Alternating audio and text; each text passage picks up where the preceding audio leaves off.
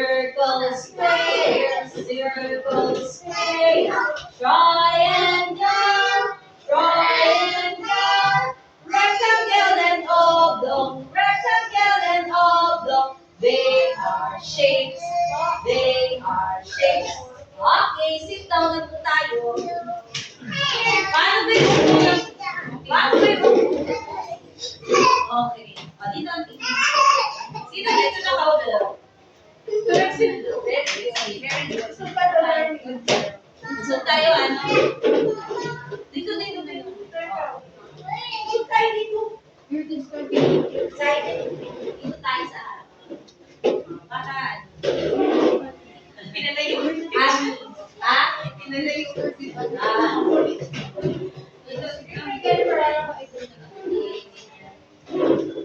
Okay. Later. Okay, may kwento si teacher, ha? Kanta nga tayo ng oras na, ready, sing. Oras na ng kwentuhan. Oras na ng kwentuhan. Oras na, buksan ang mata't tenga. Oras na ng kwentuhan. Oras na ng kwentuhan. Oras na ng kwentuhan. Oras na, buksan ang mata't tenga. Oras na ng kwentuhan. Okay, paano ba yung upo ng batang nakikinig? Ano yung saan ang mga paa? Ganun, di ba?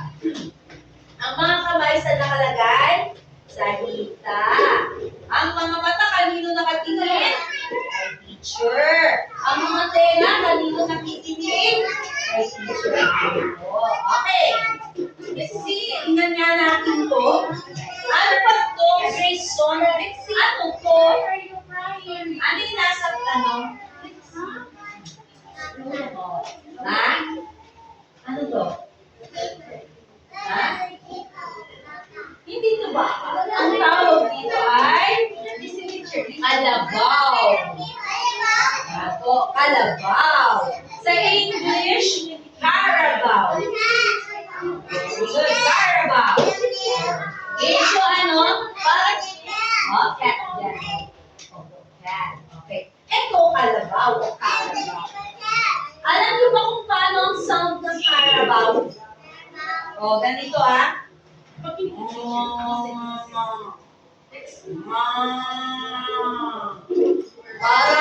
Parang cow. Medyo same sila ng sound ng cow.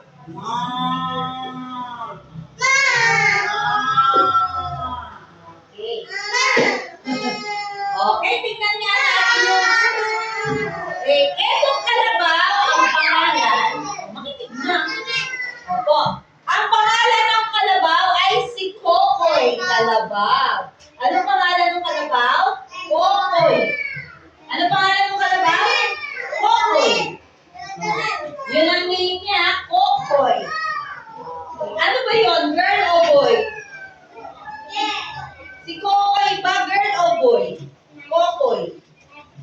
Boy. Very good. So, si Kokoy Kalabaw. Ready na? Sige na. Opo.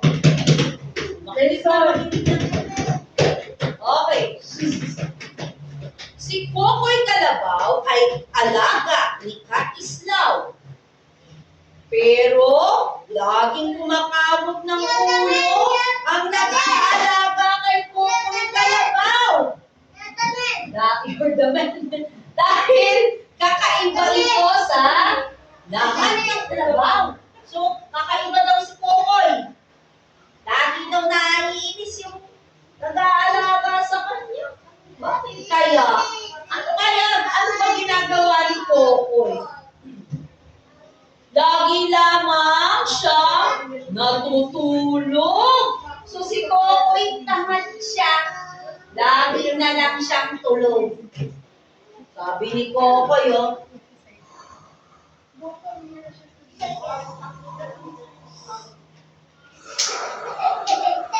hihilig pa, nag-snore siya. Kapag si Kokoy tulog lang ng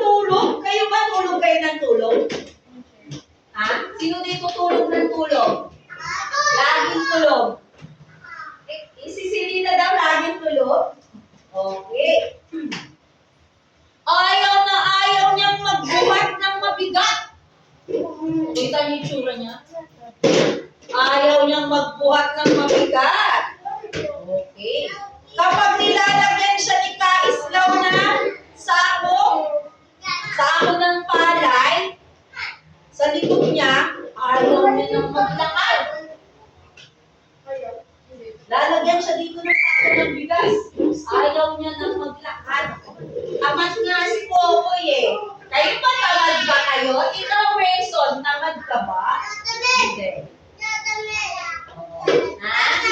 Hindi. Ha? Tamad. Tamad ka ba?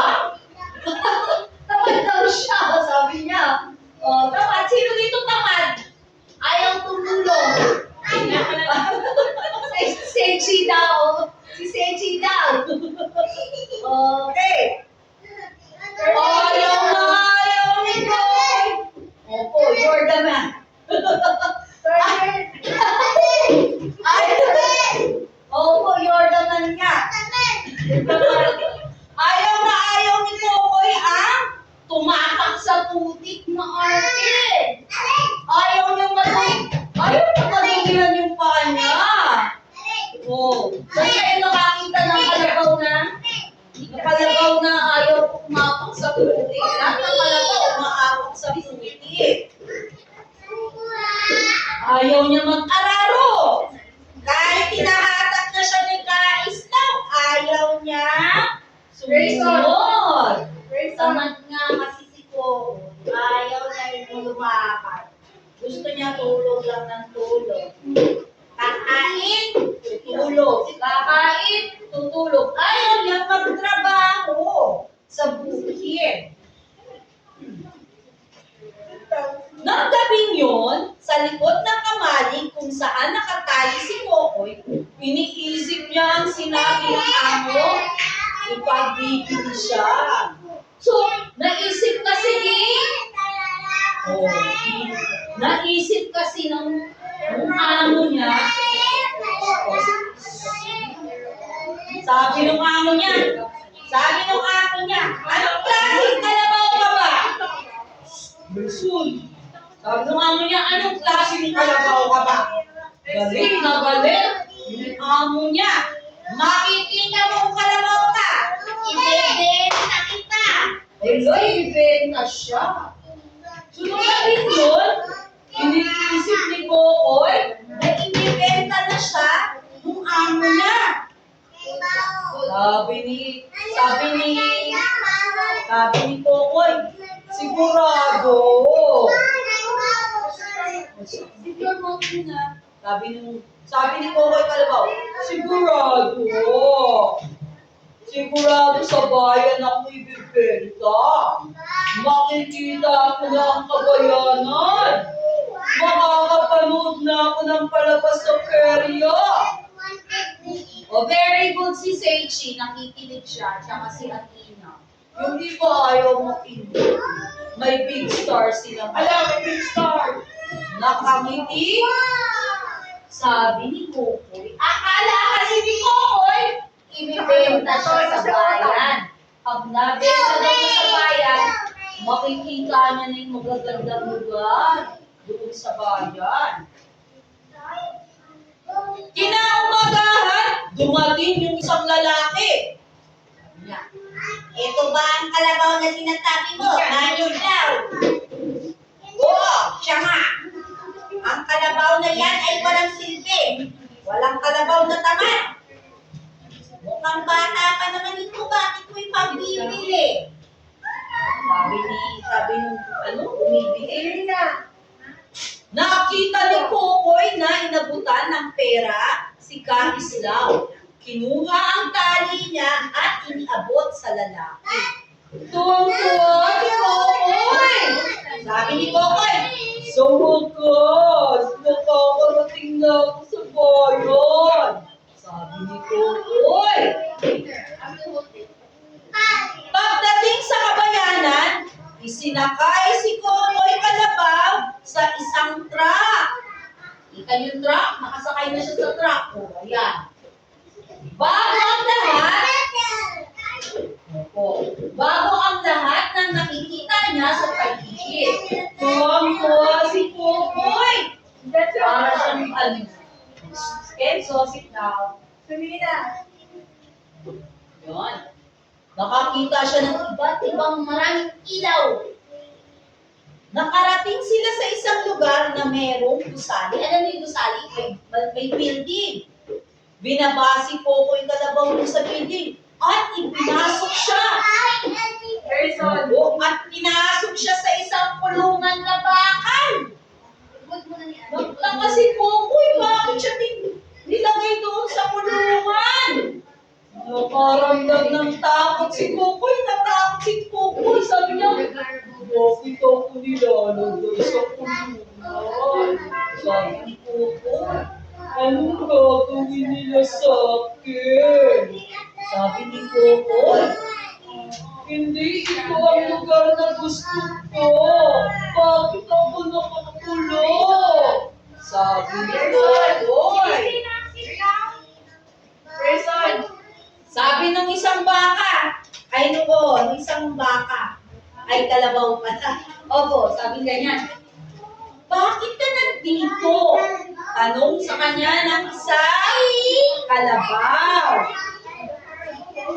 Ako nga pala si Kaloy.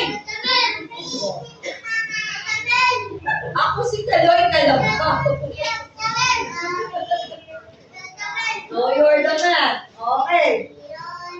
Sabi ni Kaloy na Kalabaw, Kenzo, nasa slaughterhouse ka. Person. Malungkot na sabi ni Kaloy. Alam niyo ba kung ano yung slaughterhouse? Ha? Doon kinakatal yung mga kalabaw.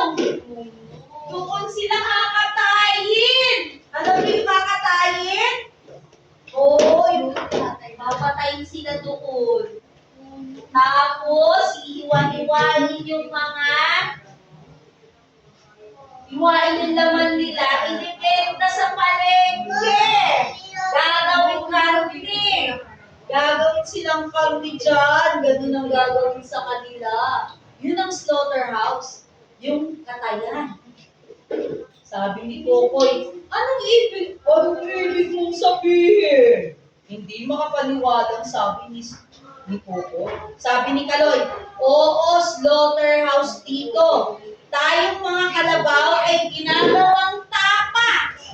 Alam niyo yung tapa? Masarap yun. Kinakain natin yun ng mga tao. Gagawin silang tapa para kainin ng mga tao. Sabi ni Kokoy, hindi! Ayaw kong maging tapa! Nagwawalang, sabi ni Coco, umiyak si Coco, hindi, ayaw kong katayin! Ayaw akong kainin! Sabi niya.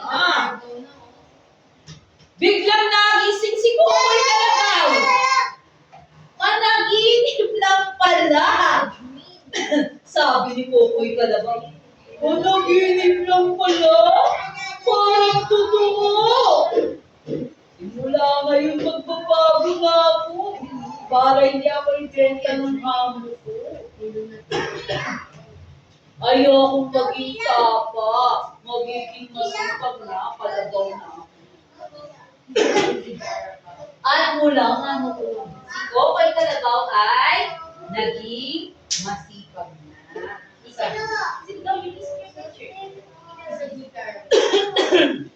Okay, naging good na siya. Wait lang ha.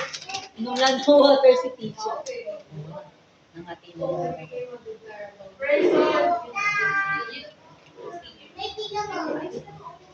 So, naging good na si Kokoy Kalabaw. Tumutulong na siya sa bukid, sa farm. Opo, nagtatrabaho na siya. Okay. So si Kokoy Kalabaw, nagbago na siya. Hindi na siya tamad, masipag na siya. Kayo ba, masipag ba kayo? Ikaw ba, Grayson, sabi mo kanina tamad ka.